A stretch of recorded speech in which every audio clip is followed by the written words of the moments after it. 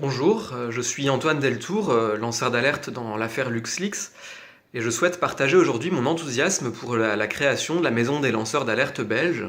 Donc c'est vraiment une superbe initiative indépendante de la MLA française, mais qui me paraît vraiment très opportune aujourd'hui, parce qu'on connaît la vulnérabilité des lanceurs d'alerte, qui sont des citoyens isolés et donc vulnérables, et qui malheureusement subissent aujourd'hui des représailles d'ordre varié, hein, des conséquences financières, professionnelles, familiales, judiciaires, psychologiques, voilà.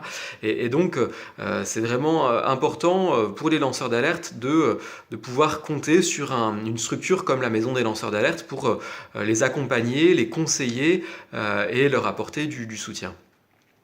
D'autant plus dans une société de plus en plus individualiste, où beaucoup de gens ne se sentent plus tellement préoccupés par la chose collective, en fait, hein. Et donc pour une personne isolée, c'est extrêmement difficile d'attirer l'attention et d'essayer de remédier aux dysfonctionnements graves que les lanceurs d'alerte signalent.